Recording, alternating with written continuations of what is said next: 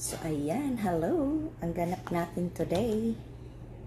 Nagawa tayo ng treatment sa ating buhok para, yan yung mga kasi manipis na yung buhok natin. Kaya, yun.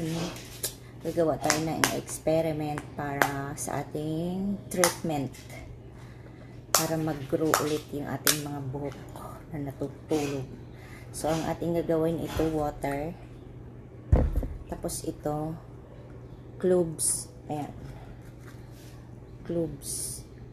Ayan siya, cloves. So, maglalagay tayo ng 10 peraso. 1,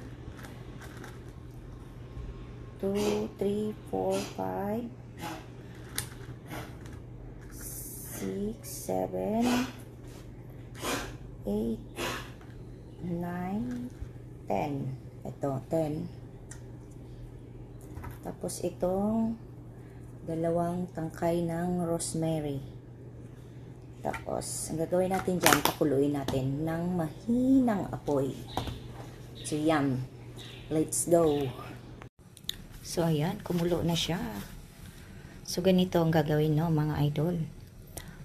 Pakuluin lang siya ng mahina. Mamaya, after nyan, pahinain natin yung apoy. Tapos, hanggat sa yung water niya, mag-iba yung kulay. After nun, kung nag-iba na yung kulay ng tubig, tapos kung kumunti na yung yung tubig niya, saka natin papalamigin. Then after natin lumamig na siya, lipat natin doon sa spray bottle.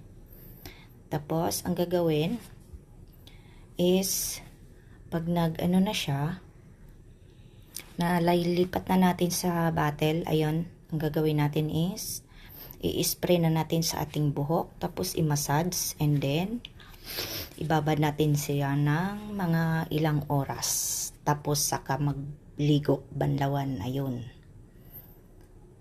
Thank you for watching. Sa mga idol, ito na yun yung ginawa nating pampa-healthy ng ating buhok. Ganun lang, i-spray lang natin sa ganyan. Tapos, ibabad natin ng mga ilang oras. Ayan. So, habang maglilinis ako mamaya, ayun, nakababad itong ating hair growth. So, siguro bigyan niyo ako ng mga weeks, siguro 2 weeks, makikita natin ang result. Pag itong buhok natin ay kumapal na. Okay.